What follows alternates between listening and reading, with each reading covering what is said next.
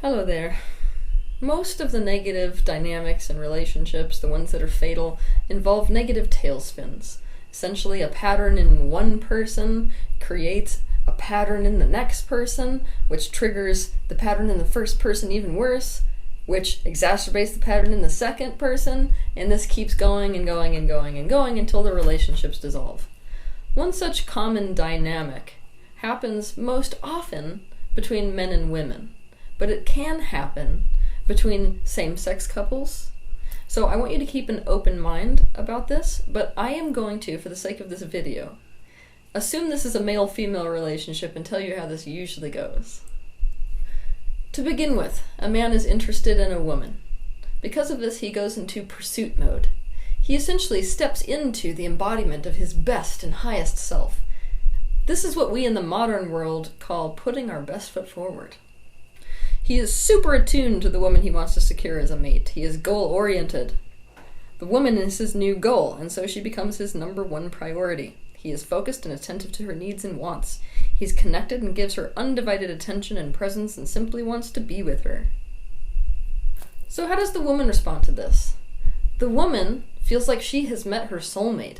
Oh my God, she's found a guy who's completely 100% committed, totally interested, putting all his focus and attention on her. She finally has the presence she desires.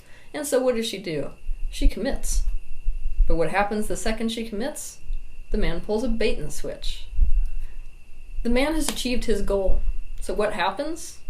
He essentially relaxes. He decides to go back to focusing on all the things he neglected while he was chasing the woman, or even focusing on his next goal.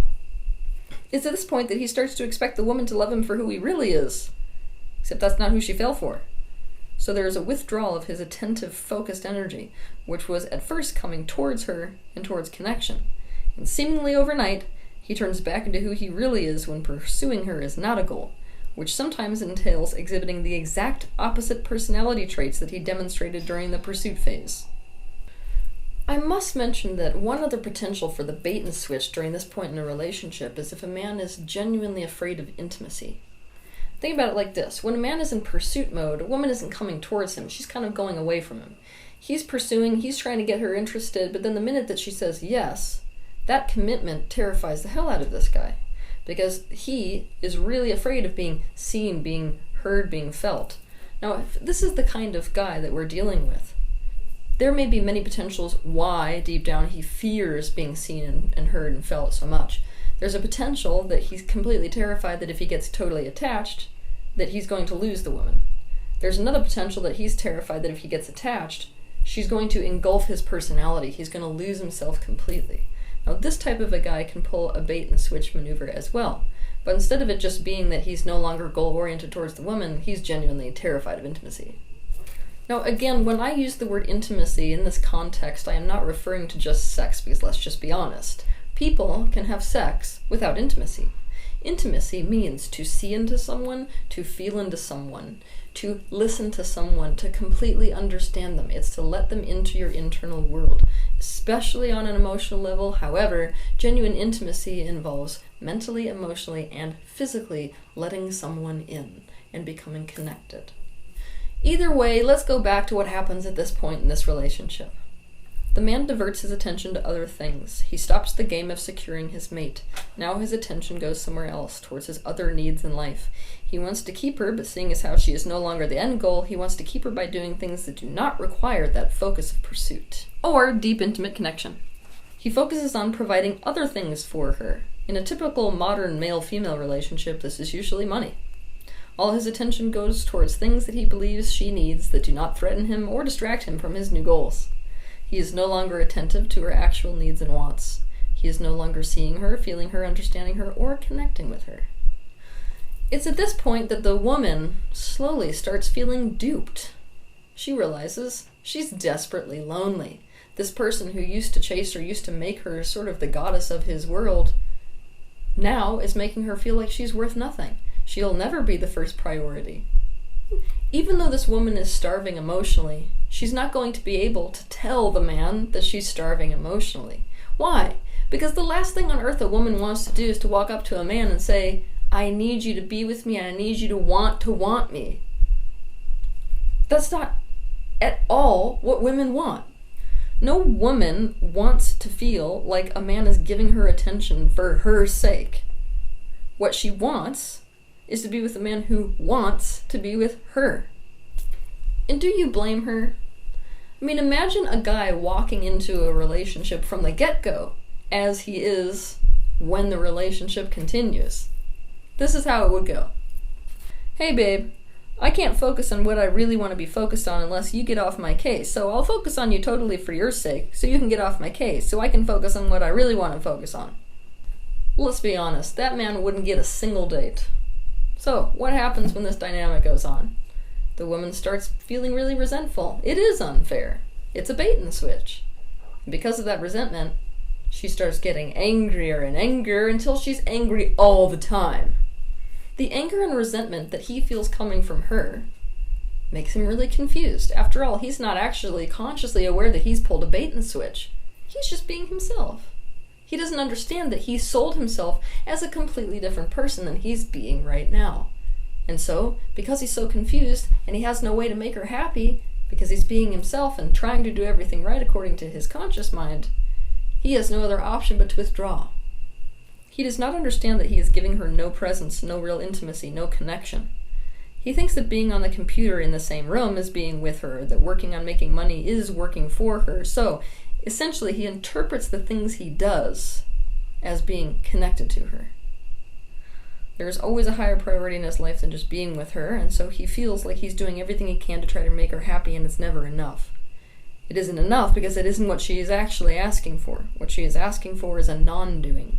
It is being present with her, like she had with him in the beginning, when all he wanted was to be with her.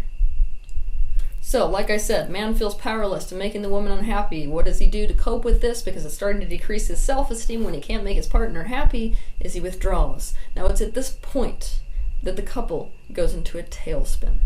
His withdrawal makes her feel more and more starved, more desperate, and therefore more resentful and more angry, which makes him feel more like withdrawing, which makes her more desperate, more needy, more starved, more clingy, and more angry, which makes him withdraw more. Can I keep going? Do you see how the cycle goes? This is a tailspin. Now, here's the painful part. If this dynamic continues, there is no other way for the relationship to go than to dissolve. The only way to pull a couple out of this tailspin is to add back what was removed for them to go into a tailspin, and that is intimacy. Now, I'm going to get aggressive with you and tell you that if you're in one of these tailspins, no less than 4 hours a day of solid, intimate connection. This means you stop the things that have to be done, and you spend complete focused attention on just being connected to each other. See into each other, feel into each other, understand each other, give each other undivided attention, learn everything you can learn about the other person on that specific day. Now, if you're in one of these relationships where when I just mentioned the idea of 4 hours spent in perfect attunement with your partner and you started feeling a little antsy, that's a little bit of a problem you should probably look into. Now, sometimes when I say this, people go, oh my God, that's going to be so incredibly boring. I don't even know what to do. It wasn't boring when you were first dating. Why is that? Because you think you know this person. Now, this is the reality check for you. People are in a constant state of flux.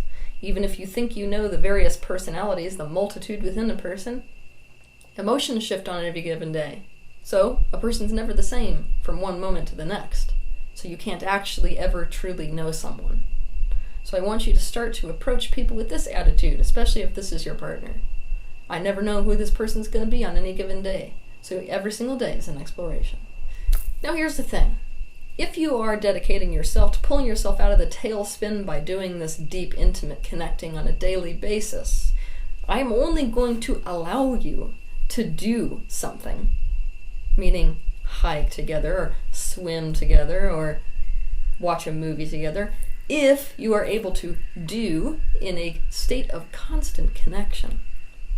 Now, for those of you who are super confused with what the hell that just meant, I want you to think back to when you were first dating this person. Let's say that what you did on your first date was to go out to a movie. Chances are you weren't fully engrossed in that movie. Chances are you spent your time looking over at her and the way that the light reflected off of her face. You could feel her next to you even when you were watching the movie. That is a state of connection. Chances are, if you went out and played a billiards game together, same goes for that. Even though you were focused on maybe hitting the ball, you had a part of you that is dedicated the whole time you were doing that to her and what she was doing and how she was feeling. You were attuned to her at the same time as you were doing. If you are not capable of doing at the same time as remaining in connection, I'm going to tell you that you cannot do. You have to literally sit down face to face and make your only practice being with non-doing and connecting with that person. So here's another way of looking at this. You, in order to have a successful relationship, have to continue to play the game of pursuit even after you have achieved the goal of getting the relationship. You as a couple need to begin the art of connecting with each other. Now, if you want to learn how to connect with someone, watch my video on YouTube titled, How to Connect with Someone. Look, if you're a guy and you struggle with presence to the degree that you're severely goal-oriented, you may need to make a different end goal that involves the woman in your life. A goal that you can never fully reach, or a goal that's renewed every single day. For the sake of those of you watching, I'm just going to assume that the majority of you are not in relationships because of the things you do for each other. You're more in a relationship because you genuinely wanted to be together. So let's assume that you're in love, right?